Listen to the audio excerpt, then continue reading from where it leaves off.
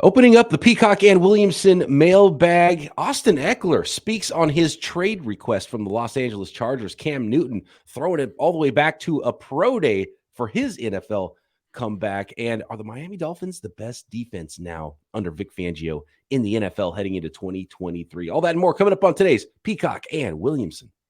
NFL analyst Brian Peacock and former NFL scout Matt Williamson bring you expert NFL analysis every day in less than 30 minutes. Get an inside look into the NFL on the field and in the front office. With elite breakdowns, next-level analysis, and in-depth information only for the real NFL fans.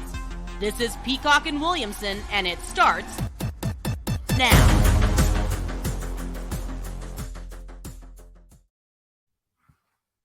Welcome to the Peacock and Williamson NFL Show. Brian Peacock alongside Matt Williamson at BD Peacock at Williamson NFL. That's where the questions are coming from on today's mailbag episode. Thanks everybody for making us your first listen on the Locked On Podcast Network, your team every day. Today's episode brought to you by Ultimate Football GM. Ever dreamed of becoming an NFL GM and managing your football franchise top to bottom? Then this is definitely the game for you.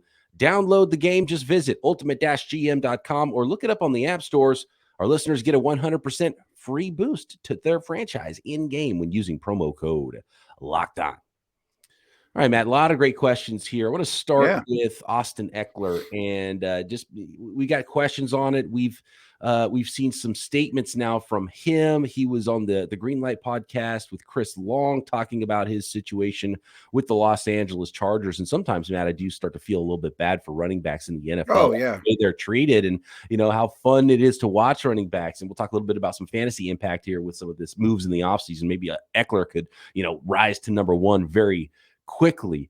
Question from frequent podcast listener and tweeter Zachary says, is the recent Austin Ekeler and Drew Tranquill news making the Chargers look bad because they're looking for or have found new teams because they feel like they weren't valued enough? And speaking of Austin Ekeler and the way he feels like he's been valued, he did say that he doesn't necessarily want to leave the Chargers. He just wants to be paid appropriately for what he gives to that football team. He said, quote, to Chris Long on the Greenlight pod, I feel like there's no timeline on this. I'm so underpaid right now as far as my contract and what I contribute to the team. And he goes on and talks about a lot of stuff, but basically he feels like he's underpaid, needs a new contract. And so, the only leverage a lot of players have is, well, I'm not showing up until I get a new contract or trade me. So that's where Austin Ekeler is right now with the Chargers. And you got to feel for Ekeler, and you kind of got to agree with him that he deserves to be paid accordingly, because people who play fantasy football know that he's carried their fantasy teams and he's been a huge part of that Los Angeles Chargers offense. The poster boy for me now of feeling bad for running backs. I mean, I just pulled up his spot track information. I mean, he's making $6.2 million this year. I mean, $6.2 million. And for people that don't know his background, I mean, he is now 27 years old, which is like, listen to any episode of Locked On Dynasty. Running back's 27 years old, time to get out. Over the hill. Yeah, it's like trade him from your dynasty team. That's the magic number. Buy him a cane for his right, bifocals and and this poor guy, undrafted out of Western Colorado, signs a minimal, obviously, deal. Smallest deal you can have as an undrafted rookie. Right. Smallest deal, $5,000 signing bonus coming out of the draft. We pulled up all his information. And then in 2020, he signs a 4-year, $24 million deal. The last year of the contract is the one I just referenced for a little over $6 million this year. Now, position value way aside, Austin Ekeler might be a top 20 player in this league. He's awesome. I mean, you look at the way he works out, the physicality, his, ability to find the end zone time and time again. Awesome receiver, good in protection, handles the load. He's, with all respect to Herbert, has probably been the Chargers' best player, not most valuable, best player for the last 3 years, 4 years. And nobody's going to trade for him and give him what he wants. I mean, it's just a fact. I mean, he's stuck. And if I'm him, I think you have to do the Emmitt Smith move and you just hold out to no end. And my hunch, when it's all said and done, unfortunately for him, But I bet what happens is they will tell the media they smooth things over and they extended his contract and they made him whole or whatever BS they're going to tell people. And they'll probably add a year to his deal, give him a $10 million signing bonus over this year and next. And his contract next year will be $7 million instead of $6 million. And in the end, he'll retire at 29 years old with half the money he really deserves. You know what I mean? Right. And he'll not see the end of the contract extension or something years, like that. Right. But it's still better to get that $10 million signing bonus now that he's not getting, than getting nothing. So right. That's probably the very likely way that things will go. And especially for a player like Ekeler, who's given them so much surplus value. But teams are like, cool, we got that surplus value, but they're like, well, we don't want to overpay you now either, though, and you're a running back, and we don't value that position as much. We don't pay that position. So it starts to get very difficult with some of these running backs. And we're going to see, I think we're just going to start seeing more and more players just go year to year and bet on themselves and be like, well, I'm going to keep playing, and you're going to have to keep paying me at least as much as I can get this year. And then next year I'll worry about getting as much as I can get that year. And when the wheels fall off, the wheels fall off. It feels like it's going with NFL running backs now. Yeah, it just is. I mean, it's rough on them, obviously. Some other scenarios, like I could see him holding out all the way up until training camp or whatever, until you start getting fined that you can't, you have to pay back, something along those lines. I mean, the Chargers end up having the wealth of the power in this situation. I mean, in reality, they could draft. I mean, they could trade him, I'm sure, for a 3rd-round pick and draft Bijan Robinson, maybe, but definitely Jahmyr Gibbs, and be fine. Like he's replaceable, which stinks, and he's great. I mean, for him, I just looking through this and through his eyes, through a human perspective, he's kind of stuck. But who knows? Maybe the Chargers don't have a great year, or maybe they have a tremendous year and he's league MVP and his first pick in every fantasy draft and everybody wants him. Maybe they don't have a tremendous year, and at the trade deadline, it's a McCaffrey trade. I could see that.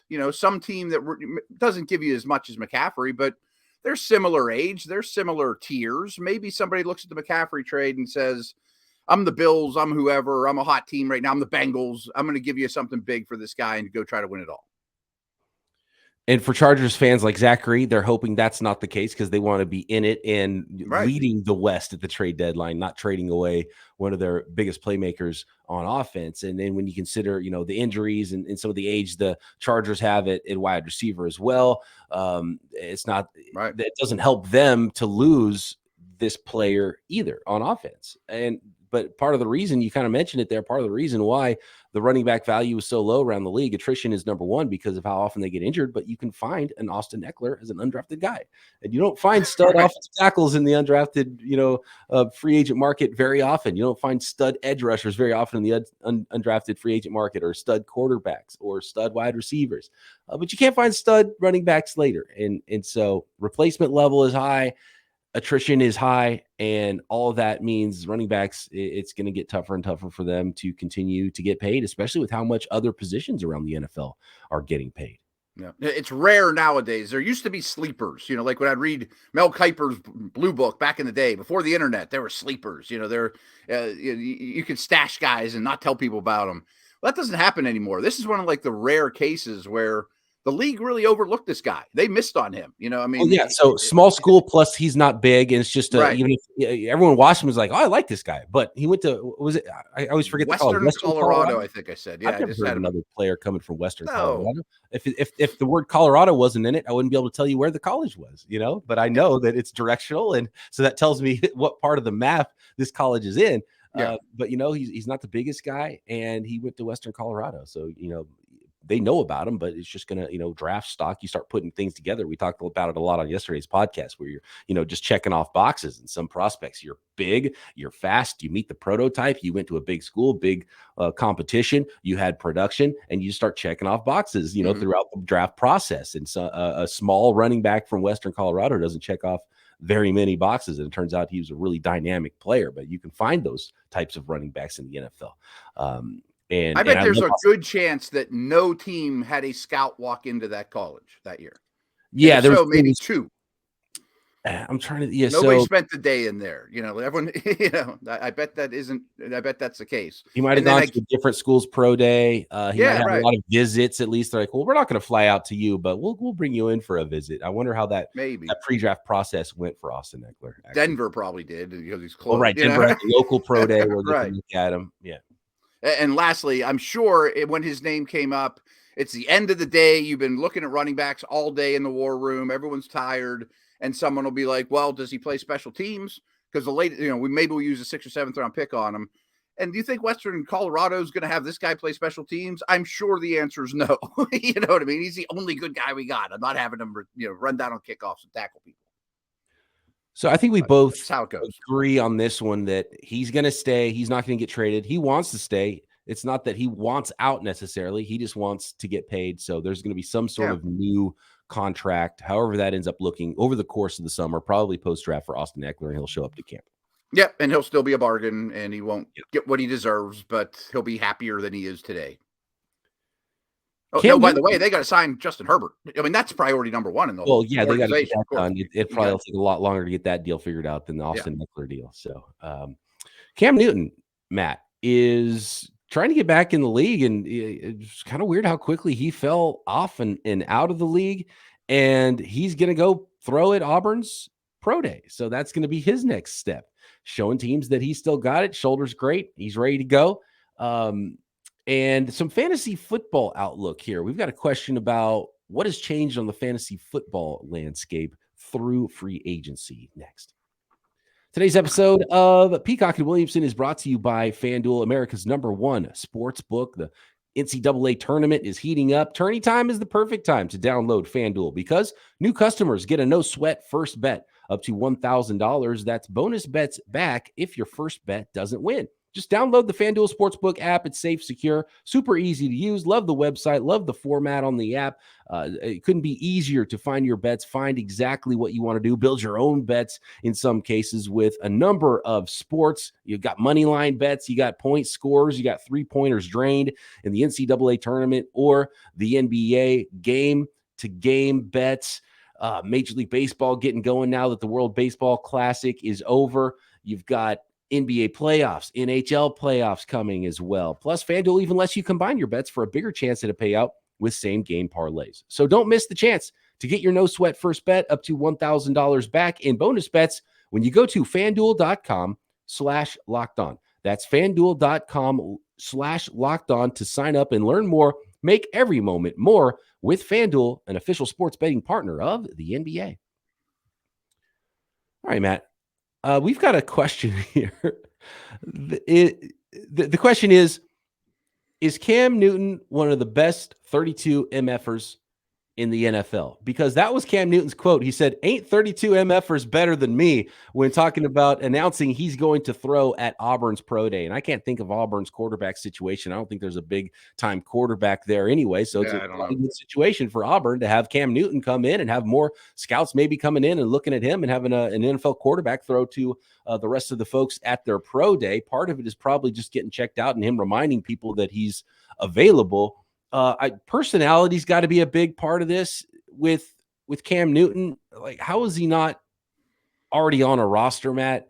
And it's got to be that teams think he's a bigger headache than he is a talent at this point. And I can't really point to anything super major with Cam Newton. The one thing that really stands out that irked me was when he made fun of a female reporter because she was asking outs, and it was just like, come on, Cam, you can't do that. And it's like, I wouldn't want that guy representing my franchise necessarily.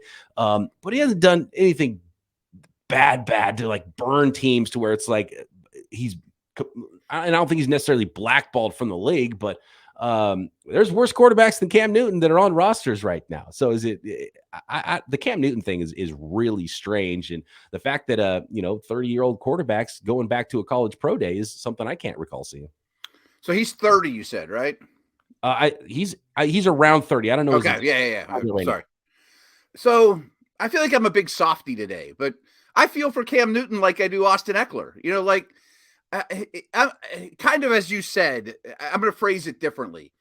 He's just such a big personality. I've never met him, but everyone always says dude, he's way bigger than you think. I mean, he doesn't look like any quarterback you've ever seen. I mean, him and Josh Allen are the two people say look like Andre the Giant, when you meet him in person.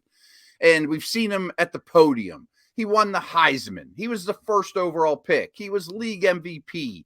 He took his team that was a fantastic football team to the Super Bowl and almost won it. He's a big personality. He changes any locker room he walks in. I mean, if it's Mahomes in Kansas City, we know he's not going to beat out Mahomes, or Allen. He changes the locker room a great deal, for better or worse. I mean, he may be a tremendous human being. I know he got booted from Florida and he did some things at the podium. And I mean, he's outspoken and all those things, whatever. He's brash. He knows he's good, yada, yada. I just think that you couple that with the injuries he's had, and maybe more so the style of play. 20 offenses in the league don't really have a purpose for him, and other than using them as a short yardage battering ram. He's not going to be in the drop back West Coast offense. You know what I mean? He's got to be in a certain scenario. He'd be great as Jalen Hurts' backup. Does he want to be Jalen Hurts' backup, though, and hold a clipboard? And, we've kind of talked about this for 3 years. He's a hard fit. And do you want a huge personality as a backup looking over a young quarterback's shoulder necessarily? Is he someone that teams can trust as like a mentor style of player? And you're right. Certain offenses, I think he fits better than others. He's a career sub 60% passer, which is just crazy to say about someone who's been an MVP in the last decade, because that just doesn't happen anymore in the NFL. What's wild looking at his stat? By the way, he's 33 years old. Oh, wow. Okay. Looking at his career stats, the most passing yards he had in his NFL career was his rookie year. The only time he was 4,000 yards, 4,051 yards his rookie year, and then never topped 4,000 yards again. I find that fascinating. Wow, that is fascinating. And under 60% is pretty rough too. And really the last couple showings in New England, which in an offense that didn't fit him, he looked like a square peg in a round hole in a big way. Colts fans, tweet us. Would you rather have Cam Newton and all he brings to the table and Anthony Richardson, or would you rather have Gardner Minshew and Anthony Richardson? You know what I mean? I'm just trying to think. Or, hey, Bears fans, do you want him with Fields right now? Maybe, but it might rock the boat. It's hard to find the fit. Is he willing to be Josh McCown, where he's a backup journeyman, where he's not getting paid a ton, or does he envision himself as a starter? Does he need starters' money? And is that what's if teams have called him, that doesn't match up. So he didn't even play last year. He'll be 34 years old. Mm-hmm. So, a lot working against if he was 30. Cam Newton. And he's not the biggest thing about his style of play is he's not as athletic as he once was. And so when you take legs out of it, is he that dynamic for your offense anymore that you would project him as a starter? And then if you're looking at him as a backup, how does that change the dynamic in your locker room and with Cam Newton? And is he his own worst enemy in some cases? With teams around the league, probably there's a bigger book on him, and scouts and coaches and talk. Sure, everyone knows about him, right? Basically, if people who've coached him in the past aren't like, dude, let's bring in Cam Newton, what are we doing? If they don't feel that way, then that probably tells you a lot about how they feel about Cam Newton, bringing him into the locker room. But I don't know Cam Newton personally, so I can't say if he's a great guy, bad teammate, good teammate. I have no idea. All I know is his public persona that I've seen, and his quarterback style of play, which I think really narrows the field. And maybe we're selling him short. Maybe he could be, West Coast quarterback. He was 65% when he played for the New England Patriots. It was his last extended action. He started 15 games for the Patriots in their 7-8 season in 2020, then came back for his second run with the Carolina Panthers in 2021. That was a disaster of a season. Obviously, he was 0-5 in those 5 starts, and sort of emergency situation that they brought him back there. And that's the last time he's played. He didn't play last year for any team in the NFL in 2022. So I don't know what to think about Cam Newton. Really odd situation. It really is. Clearly he wants to play, and maybe this is humbling, and maybe this will change his outlook and team's outlooks, and have a chance to chat with him at the pro day. So I kind of like that he's at the pro day. By the way, another player making a comeback. Have you seen DJ Fluker recently? No. DJ Fluker is a massive human being already. He's right. One of the biggest guys in the NFL when he came into the league.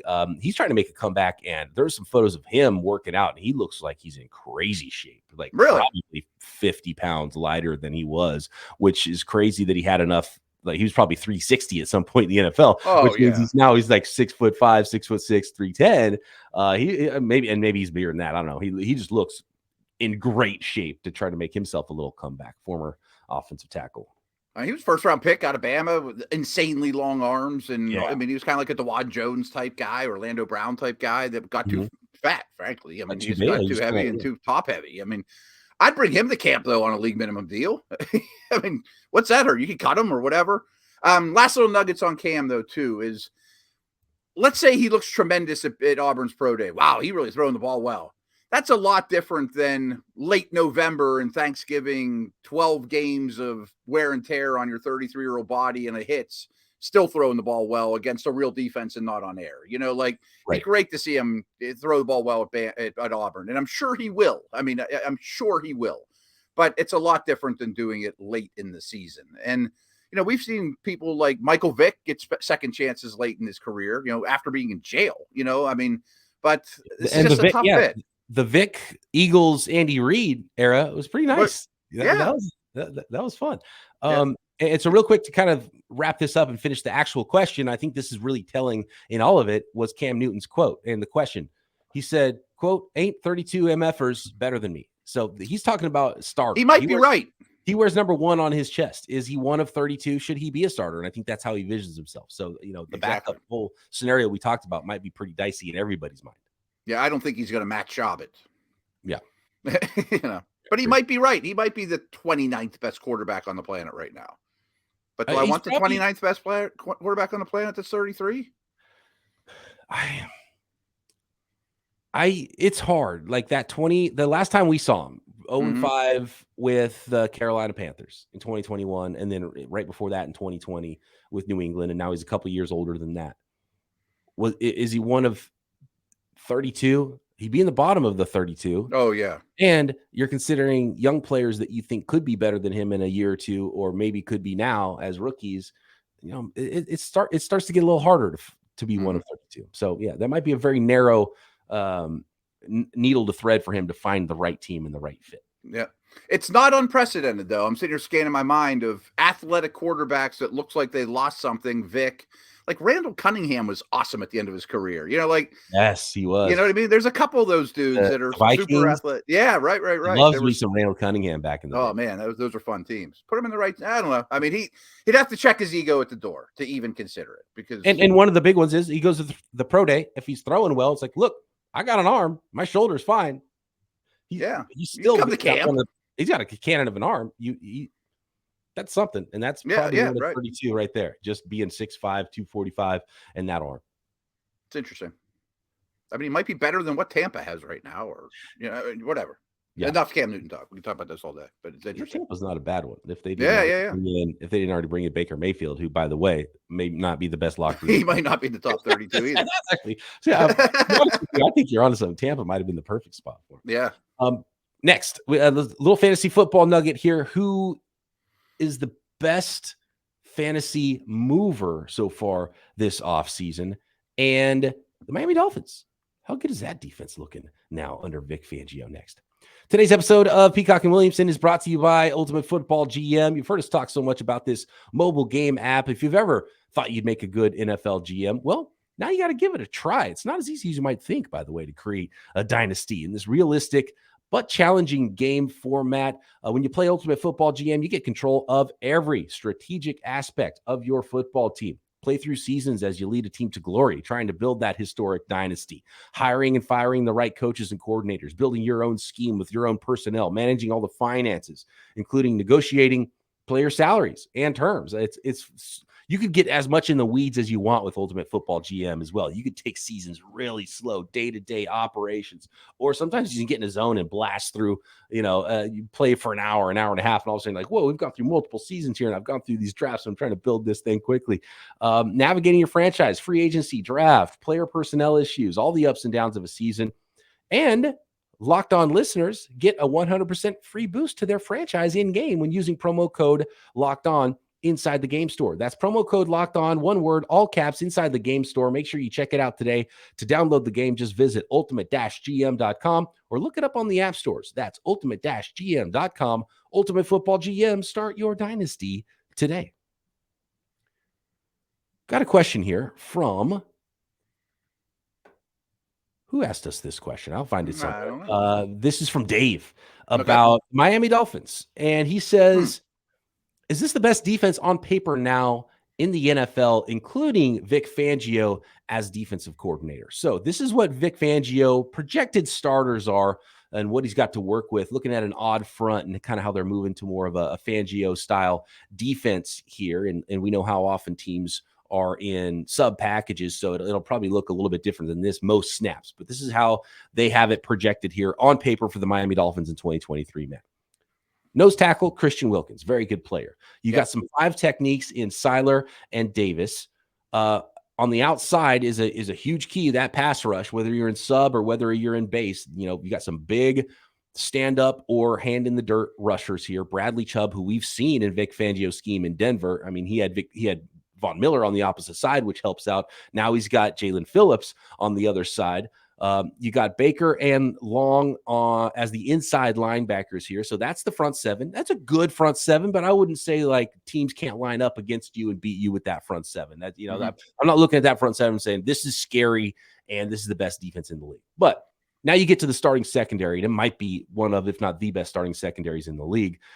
I love Holland. Jones at safety, really good tandem of safeties for the Miami Dolphins, and probably the best set of corners now in the NFL after trading for Jalen Ramsey and Xavier Howard on the other side. So really good at the corners, like top of the league at corners, really good secondary, like the safeties. I would say not great front 7, could be very, very good though under Fangio. Best defense in the NFL, though. I would say the front 7 is not quite in the scary enough territory where there's just game wrecker or a couple of game wreckers. As much as I like Wilkins, Phillips, Chubb, I would hold back from calling this the best defense in the league yet, although it'd probably be pretty awesome under Fangio. Yeah, and I'm sitting here looking at the depth chart as well, and I mean they have a couple role players like Van Dinkel and Kohu, the nickel, that are good players. Emmanuel Ogbah is still hanging around and contributing, and I don't think the front 7 is Eagles Niners level. You know, I mean there's some of those that are just waves and waves of studs. You know, I would take your Steelers front 7 because you give me healthy Watt, right? Healthy Watt, Cam Hayward. Yeah, goes a long way. Journeyman, I would say, if I would take that game record guy over just solid all around. I think if I was building a front. Yeah, and you mentioned a couple of dudes. I mean, they have maybe 3 of my favorite, or definitely 3 of my favorite younger developing stars about to become stars in Wilkins, Phillips, and you mentioned Holland. I think those guys are tremendous football players that are ascending. We know what you're getting in Chubb and Ramsey. If Long stays healthy, he's one of the best additions in this entire free agency period. But I do think the Fangio factor is massive. You know, I mean, they're going to play a lot of zone. They're going to play lighter boxes. They want run and hit linebackers, and now they have them in Long and Baker. I can't go number 1, but I'm on paper as it stands on March 22nd. I think it's a top 5 defense. Yeah, it's good. Very good. The question was, is it the best defense in the NFL? No, it's not. Although it could be very good with. And we'll see. Maybe under Fangio, like Phillips all of a sudden becomes a star. And you mentioned Wilkins, a really good player. It's hard for a nose tackle to be a superstar, but he's a really good player. Yeah, I mean, he's like a Dexter Lawrence that doesn't get the credit he should, but he's a really, really good player. Last one here, and we can kind of tease future episodes of Peacock and Williamson, Matt, because we'll have some fantasy angles about what the biggest impacts and the best fantasy players that change teams over the course of post-free agency and especially over the summer post-draft. We can get into a lot of that.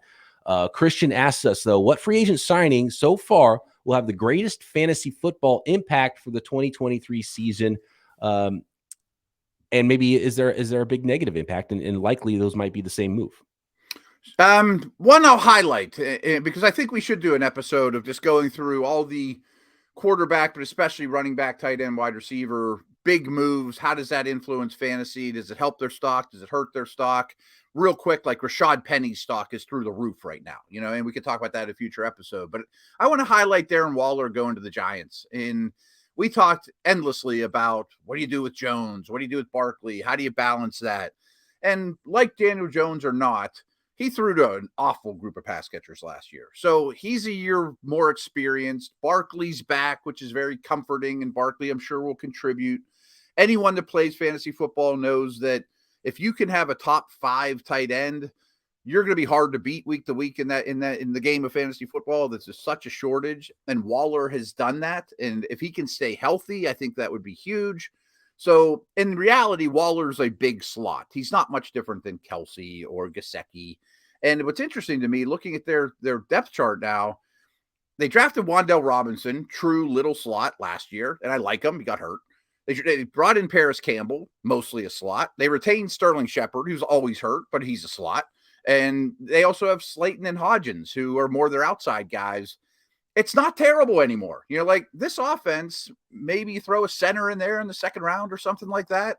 It is, and this is something we always have to be afraid of too. Just like with Miami, on paper is a different world than when training camp breaks. But on paper, their passing game might be quite respectable. And I would think if everyone's healthy on any given game day, Waller's probably their most targeted guy. You know, it's funny because Waller was a trade and not a free agent. And my biggest one would be the Bears and DJ Moore going over there and what that could do for Justin Fields and how crazy Justin Fields could go if the passing numbers continue to develop for him to go along with what he can do as a runner and having a true number 1 wide receiver now.